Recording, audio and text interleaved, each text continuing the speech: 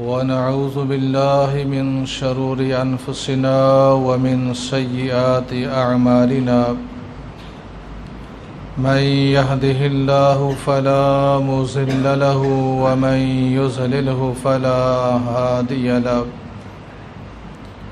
وأشهد أن لا إله إلا الله وحده لا شريك له وأشهد أن محمدًا عبده ورسوله أما بعد فإن خير الحديث كتاب الله وخير الهدي هدي محمد صلى الله عليه وسلم وشر الأمور محدثاتها وكل محدثة بدعة وكل بدعة ضلالة وكل ضلالة في النار أما بعد فأعوذ بالله السميع العليم من الشيطان الرجيم بسم الله الرحمن الرحيم يا أيها الذين آمنوا كتب عليكم الصيام كما كتب على الذين من قبلكم لعلكم تتقون اللهم صل على محمد وعلى آل محمد كما صليت على إبراهيم وعلى آل إبراهيم إنك حميد مجيد اللهم بارك على محمد وعلى آل محمد كما باركت على إبراهيم وعلى آل إبراهيم إنك حميد مجيد اللہ ذو الجلال والاکرام کا احسان عظیم کہ اس مالک الملوک نے ہمیں زندگی میں ایک دفعہ پھر ماہ رمضان کا مہینہ نصیب کیا۔ نیکیوں کی بہار ہے، اللہ کی طرف سے بخشش کے اعلانات، نیکیاں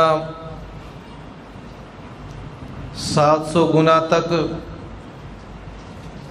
اور اللہ سبحانہ و تعالی نے روزہ بہت عظیم عبادت اس مہینے میں قیام رمضان، لیلۃ القدر کا قیام، تلاوت قرآن مجید، یہ وہ کام ہے جن کے سبب اللہ سبحانہ و تعالی نے سابقہ گناہوں کی معافی کا اعلان زبان نبوت سے کیا ہے، اور ساتھ ہی یہ بھی اعلان ہے کہ اگر کوئی شخص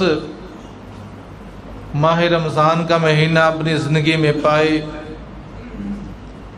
روزے رکھ کے، قیام کر کے، اللہ سے استغفار کر کے، معافی مانگ کے اپنے گناہوں کی مغفرت نہ کرائے، اپنے آپ کو جہنمیوں کے اندر سے جنتیوں میں داخل نہ کرے، تو وہ بڑا بدبخت اور ہلاکت والا ہے۔ یہ دعا جبرائیل علیہ السلام کی ہے، اور اس کے اوپر قبولیت کے لیے آمین محمد صلی اللہ علیہ وسلم کی ہے۔ اس وجہ سے کہ اللہ سبحانہ و تعالی ہر رات کو اپنے ہاتھوں کو بلند کرتے ہیں۔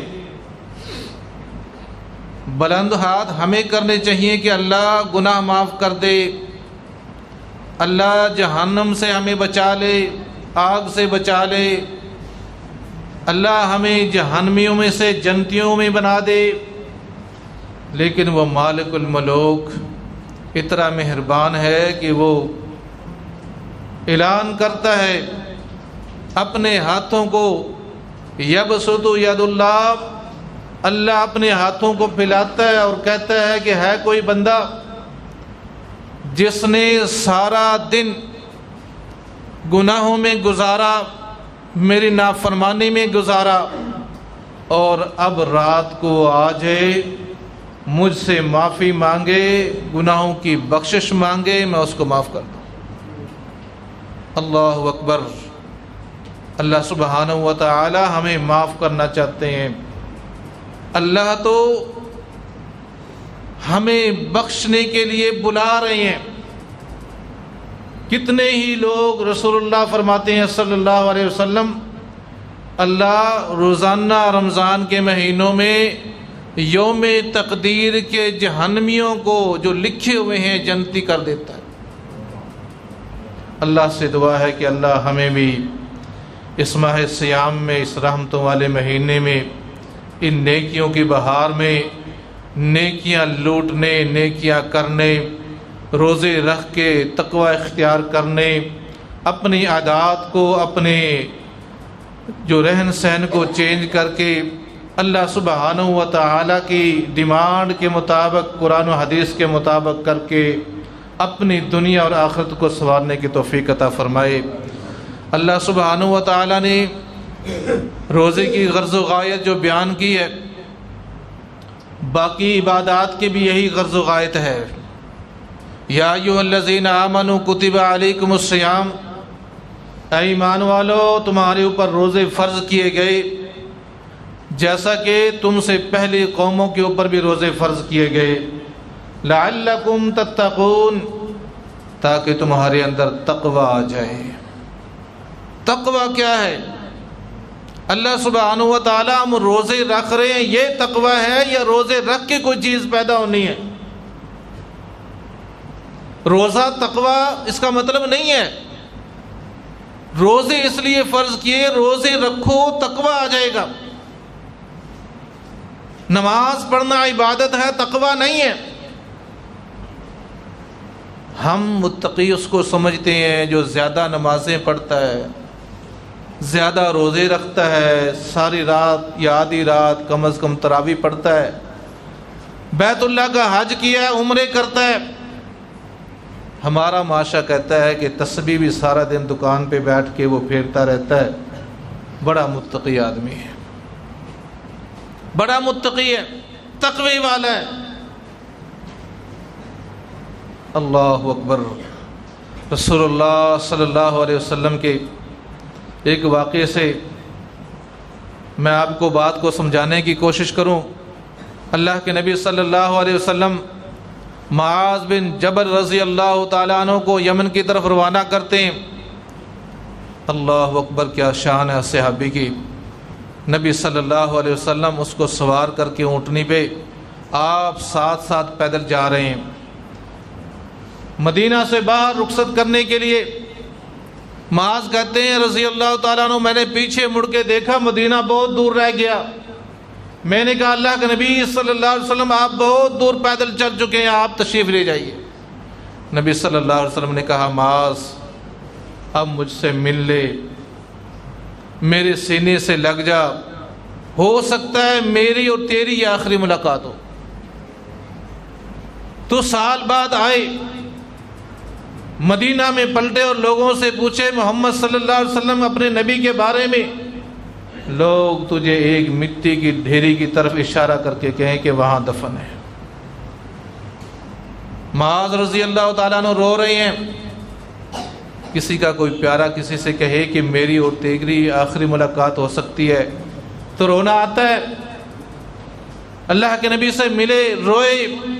نبی صلی اللہ علیہ وسلم نے فرمایا معاذ ایک بات پلے باندھ لینا، رونا بند کرو، پریشان نہ ہو،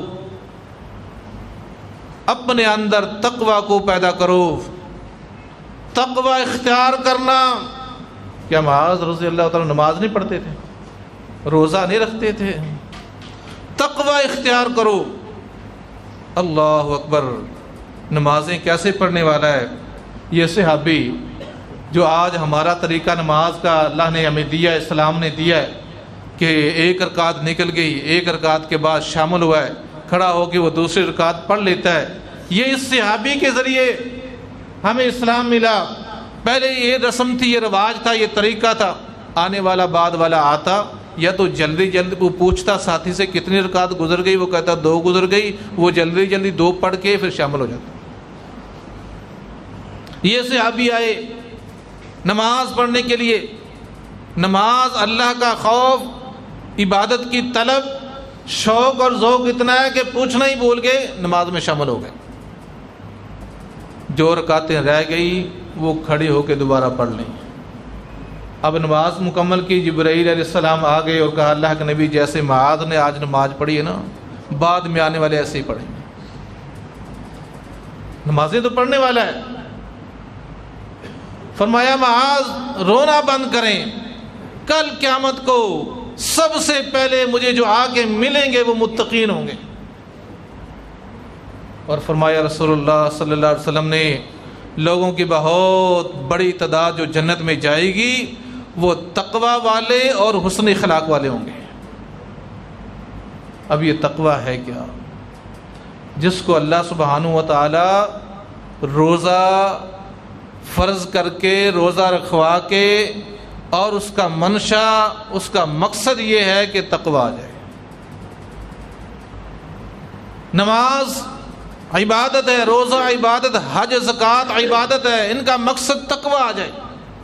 اور روزہ تقوی کے لیے بہترین نسخہ ہے۔ اللہ اکبر کبیرہ۔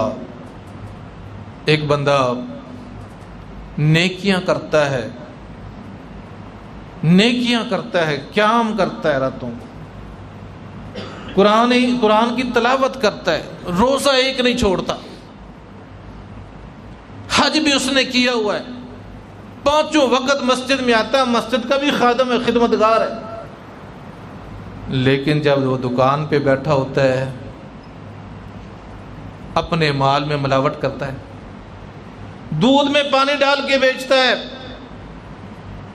جس چیز کو فروخت کرتا ہے اس میں ملاوٹ کرتا ہے، سود لیتا ہے، دفتر میں ہے تو رشوت لیتا ہے، نماز بھی پڑھتا ہے، حج بھی ہے، ساتھ تسبیح پڑھ رہا ہے، متقی ہے؟ متقی نہیں ہے۔ نمازی ہے، حاجی ہے، روزہ دار ہے، حافظ قرآن ہے، تلاوت قرآن ہے، قیام رمضان ہے، قیام اللیل کرتا ہے، گناہوں سے نہیں بچتا۔ تقوی نام ہے گناہوں سے بچنے کا۔ آج یہ ہماری قوم تقوی سے خالی ہے۔ نمازیں پڑھتے ہیں لوگ، پیسے ہوں تو حج کے لیے بھی چلے جاتے ہیں، عمرہ بھی کرتے ہیں، لیکن تقوی نہیں ہے۔ جس کا جہاں داؤ لگتا ہے وہ رشوت نہیں چھوڑتا، سود ہے تو سود آ رہا ہے، اس کو کوئی خوف نہیں، کوئی خالص جنس نہیں بیچتا، ملاوٹ کرتا ہے، دھوکہ دہی دیتا ہے۔ کیسا تقوی ہے؟ تقوی تو ہے ہی نہیں۔ تقوی روزہ کیا مثال ہے تقوی کی؟ روزہ مثال ہے کہ کھانے کو گھر میں موجود ہے، پینے کو پانی موجود ہے، پھل موجود ہے، دستیاب ہے، کوئی روکنے والا نہیں، ہاتھ پکڑنے والا نہیں گھر میں، اب نہیں کھاتا نہیں پیتا۔ کیوں نہیں کھاتا نہیں پیتا؟ رکا ہوا ہے، اللہ کے حکم کی وجہ سے رکا ہوا ہے۔ یہ روزہ یہ تقوی پیدا کرتا ہے کہ جہاں دکان پہ تجھے دھوکہ دینا میسر تھا، تو ملاوٹ کر کے بیچ سکتا تھا، تو اپنے آفس میں رشوت لے سکتا تھا، تو اپنے پیسوں کا سود لے سکتا تھا، دیتی ہے حکومت، لیکن تو نہیں لیتا، تو نہیں لیتا۔ یہ تقوی ہے۔ پانی ہے منہ میں چلا گیا، کلی کی ہے وضو کرتے ہوئے منہ میں چلا گیا، طلب بھی ہے، حلق بھی خشک ہے، ضرورت بھی ہے، معدہ بھی خالی ہے، نہیں اندر لے جاتا، مال آتا ہے تو اس کو نہیں حاصل کرتا، یہ تقوی ہے۔ اگر ہمارا معاشرہ تقوی اختیار کر لے تو ترقی کی کن بلندیوں پہ چلا جائے۔ ہم نیکی کرنے کی طرف تو کچھ مائل ہیں لیکن تقوی کی طرف مائل نہیں ہے۔ ایک بندہ پہلے بھی جھوٹ بولتا تھا، سارے رمضان کے روزے رکھنے کے بعد بھی جھوٹ بولتا ہے، پورا قرآن بھی اس نے پیچھے کھڑے ہو کے سن لیا تب بھی جھوٹ بولتا ہے۔ پہلے بھی ملاوٹ کر کے اپنا مال بیچتا ہے، سارا رمضان اس نے روزے بھی رکھے، قیام اللیل بھی کیا، پورا قرآن سنا، اب بھی وہ ملاوٹ کرتا ہے۔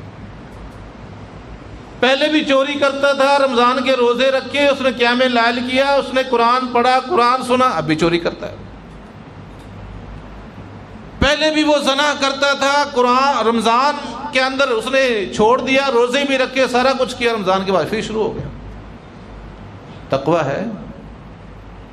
یہ تقوی نہیں ہے، اس کے اندر تقوی نہیں آیا۔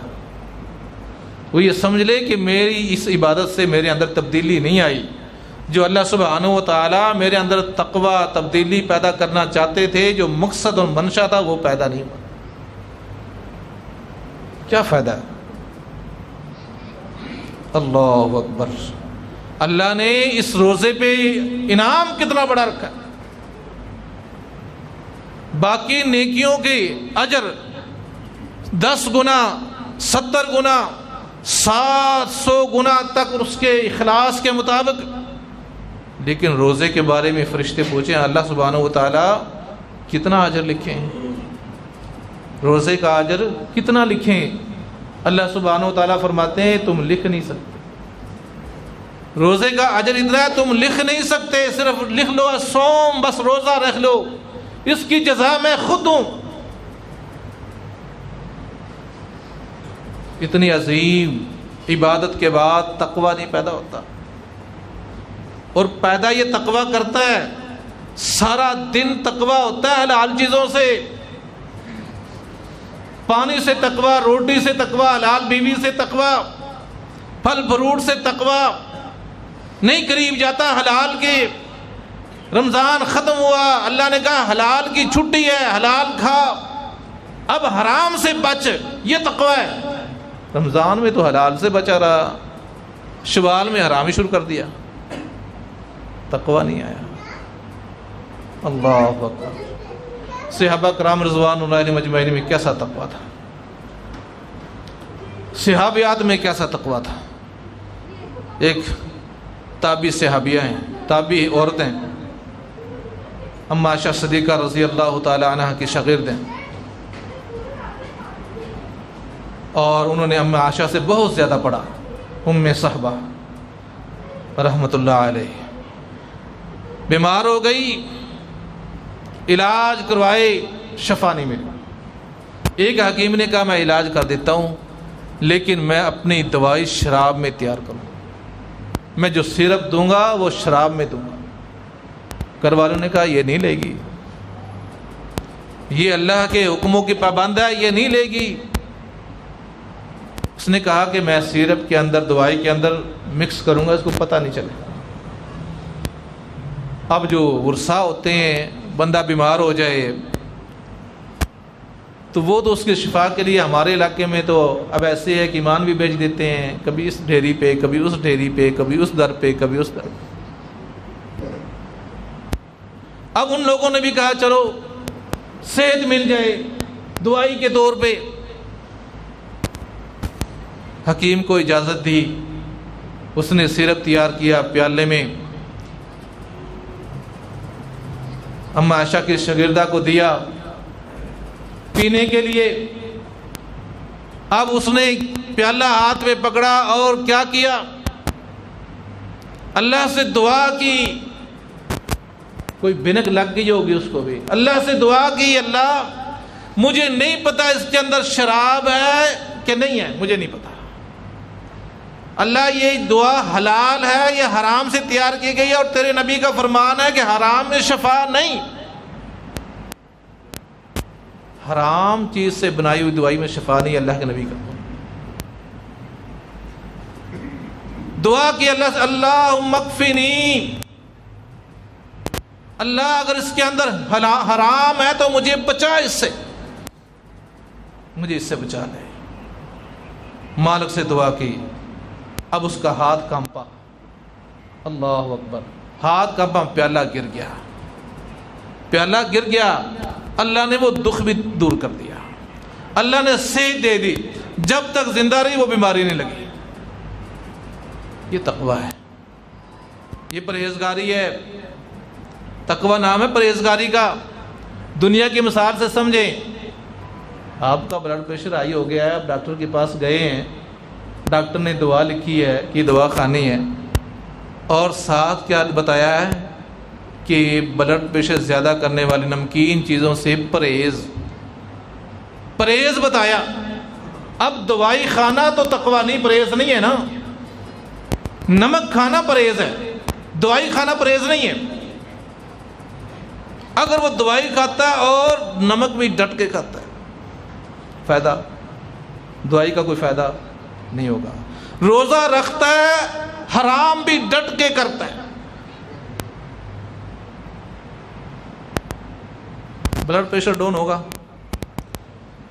نمک پرہیزگاری ہے، نمک سے ہٹ جانا اس کے لیے پرہیز ہے، دوا کھانا پرہیز نہیں ہے، نماز پڑھنا پرہیزگاری نہیں، اللہ کی عبادت ہے، اللہ کا فرض کیا ہوا ہے، برائیوں سے بچ جانا۔ ان الصلاۃ تنہی عن الفحشاء والمنکر، یہ بھی دوائی دی ہے مرض کو دور کرنے کے لیے۔ مرض کیا ہے وہ اور ہے۔ روزہ فرض کیا ہے کہ تقویٰ آ جائے، مرض کیا ہے تقویٰ نہ آنا، یہ مرض ہے۔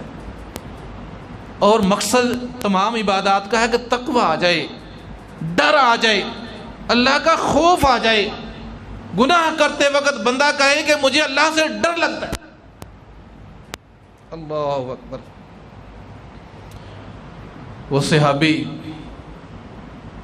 ابو مرثد غنوی رضی اللہ تعالیٰ عنہ جب قید سے مسلمانوں کو چھڑانے گیا، قصہ تو لمبا ہے، میں شارٹ کرتا ہوں اس کو۔ وہاں ایک اناق نامی عورت اس نے پہچان لیا اندھیری رات میں، اور اسلام سے پہلے اس کے ساتھ مراسم تھے، ناجائز تعلقات تھے۔ اس نے کہا مرثد آیا ہے؟ اس نے کہا ہاں میں ہوں۔ کہنے لگی اچھا اب مجھے مکہ والوں کی تکلیف کا پتہ چلا کہ قیدی کیوں کم ہو رہے ہیں، تو اٹھا کے لے جاتا ہے، تو اٹھاتا ہے۔ لوگ بڑے پریشان ہیں کہ قیدی کم ہوتے جا رہے ہیں، مسلمان غائب ہو جاتے ہیں۔ کہنے لگے چلو مجھے اس سے کیا غرض، مکہ والے جانے تو جانے، میرا تو مقصد وہی ہے کہ میرے گھر چل، پرانی یاد تازہ کریں۔ گناہ کی دعوت دے ڈالی، اور ساتھ دھمکی لگائی اگر میری بات نہ مانی، میرے ساتھ نہ چلا، میں ایسی چیخ ماروں گی۔ مکہ والوں نے پہرے لگائے ہوئے ہیں، قیدی اٹھتے ہیں، تجھے پکڑیں گے، صبح ہوگی تو تیرا قیمہ کر کے پھینک دیں گے کتوں کو، تیری جان نہیں بچ سکے گی۔ لوگ یہاں پہرے پہ بیٹھے ہوئے ہیں، تجھے اٹھا لیں گے، تجھے ماریں گے، قتل کر دیں گے، میرے ساتھ چل۔ اللہ اکبر۔ صحابی کیا کہتا ہے؟ اناق تجھے پتہ نہیں میں مسلمان ہو گیا ہوں، تجھے پتہ نہیں میں مسلمان ہو گیا ہوں، انی اخاف اللہ، مجھے اللہ سے ڈر لگتا ہے، اب یہ کام میں نہیں کر سکتا، مجھے میرے رب سے ڈر آتا ہے، انی اخاف اللہ، میں اللہ سے ڈرتا ہوں۔ اللہ اکبر۔ انکار کر رہا تھا، اناق نے چیخ ماری مکہ والوں کو اٹھانے کے لیے، صحابی دوڑا اور اللہ نے ان کو بچا لیا۔ اور رسول اللہ صلی اللہ علیہ وسلم نے فرمایا جو اللہ سے ڈرتا ہے، جس نوجوان کو حسن و جمال والی عورت گناہ کی دعوت دے اور وہ یہ الفاظ کہہ دے، 3 الفاظ، انی اخاف اللہ، میں اللہ سے ڈرتا ہوں، میں اللہ سے ڈرتا ہوں۔ رسول اللہ صلی اللہ علیہ وسلم فرماتے ہیں اللہ سبحانہ و تعالیٰ اس نوجوان کو روز محشر، حشر کے دن جب سورج سوا نیزے پہ، سورج 1 میل کے فاصلے پہ، ہزاروں میلوں سے 1 میل کا فاصلہ، سایہ کوئی نہیں، میدان کے اندر کوئی درخت نہیں، اللہ کی عرش کا سایہ ہے، اس کے علاوہ کوئی سایہ نہیں ہے۔ اللہ سبحانہ و تعالیٰ اس روز اس نوجوان کو جس نے یہ 3 الفاظ کہے، انی اخاف اللہ، میں اللہ سے ڈرتا ہوں، اللہ عرش کا سایہ دیں گے۔ یہ تقوی اللہ سبحانہ و تعالیٰ ہمارے اندر پیدا کرنا چاہتے ہیں۔ یہ تقوی آ جائے تو ہم مومن ہیں۔ صحابہ تو پریشان ہوتے تھے۔ حنظلہ رضی اللہ تعالیٰ عنہ، اللہ اکبر، کیا شان ہے، غسیل الملائکہ، فرشتوں نے غسل دیا۔ رسول اللہ صلی اللہ علیہ وسلم فرماتے ہیں میں نے دیکھا چاندی کے برتن میں حنظلہ کی میت کو فرشتوں نے رکھا ہوا اور غسل دے رہے ہیں۔ میں پریشان ہوں، پتہ نہیں مسئلہ کیا ہے، شہید کو تو غسل کوئی نہیں، حنظلہ کو زمین اور آسمان کے درمیان میں فرشتے غسل دے رہے ہیں۔ ایک صحابی کو کہا کہ جاؤ حنظلہ کی بیوی کو بلا کے دو۔ کچھ دیر گزری، ایک صحابی نے کہا اللہ کے نبی حنظلہ کی زوجہ محترمہ آ گئی ہیں۔ رسول اللہ صلی اللہ علیہ وسلم نے پوچھا، کہنے لگے اللہ کے نبی مجھے بھی پتہ چلا کہ وہ شہید ہو گیا ہے، مجھے یہ بھی پتہ ہے کہ شہید کا جو ہے وہ غسل نہیں ہے۔ اللہ کے نبی جب آپ کا اعلان ہوا حی علی الجہاد، جہاد کی طرف آؤ، حنظلہ نے غسل کرنا اتنی دیر ٹھہرنا بھی برداشت نہیں کیا، آپ کے ساتھ نکل کھڑا ہوا، اللہ کے نبی مجھے پتہ ہے شہید ہو گیا، اللہ کے نبی اس کے غسل کا بندوبست کر دینا، یہ پیغام دینے آئی ہوں۔ رسول اللہ نے فرمایا مجھے سمجھ آ گئی فرشتے کیوں غسل دے رہے ہیں۔ یہ آئے ہیں اللہ کے نبی کی عدالت میں، فرماتے ہیں اللہ کہتے ہیں اللہ کے نبی صلی اللہ علیہ وسلم انفق حنظلۃ، اللہ کے نبی حنظلہ تو منافق ہو گیا، حنظلہ تو منافق ہو گیا، اللہ کے نبی میں ہلاک ہو گیا۔ کیا ہوا؟ اللہ کے نبی میں منافق ہو گیا۔ فکر اپنے آپ کی پوچھا کیسے منافق ہو؟ حنظلہ کیسے کیا ہو گیا؟ کہتا اللہ کے نبی صلی اللہ علیہ وسلم جب آپ کی مجلس میں ہوتے ہیں، آپ کے خطبات سنتے ہیں، آپ کا واعظ سنتے ہیں، ایمان انتہا پہ چلا جاتا ہے۔ جب آپ کے پاس سے اٹھ جاتے ہیں، گھر کے کاموں میں مشغول ہو جاتے ہیں، ایمان اس لیول کا نہیں رہتا، اللہ کے نبی بعض باتوں کو بھول جاتے ہیں، بڑا خوف آتا ہے، پتہ نہیں کیا بنے گا، منافق تو نہیں ہو گیا۔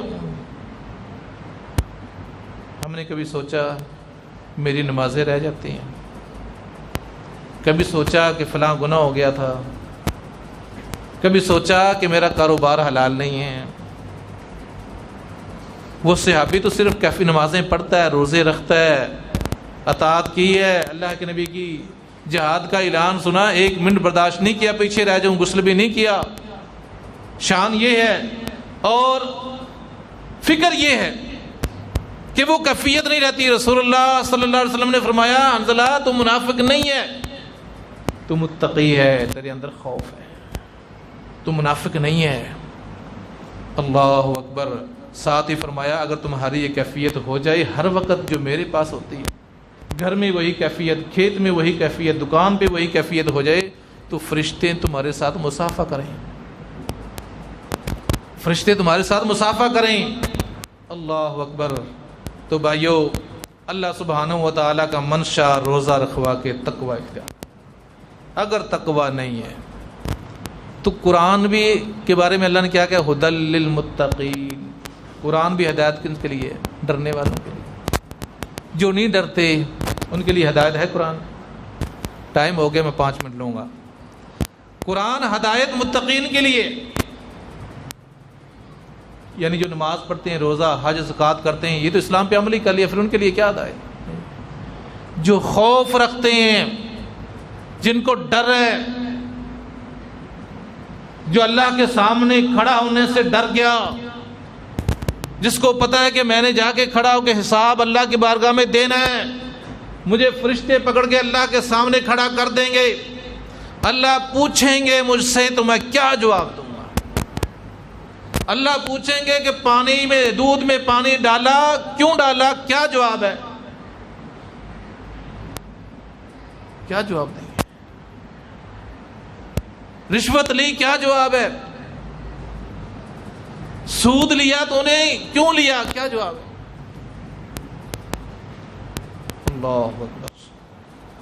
جو ڈرتا ہے یہ قرآن اس کے لیے ہدایت ہے، جو نہیں ڈرتا، جو اپنے آپ غرور، اپنے اندر غرور تکبر رکھتا ہے، اس کو ہدایت نہیں ملتی۔ حضرت بلال کو ہدایت مل گئی، ابو جہل جو تھا وہ پڑھا لکھا تھا،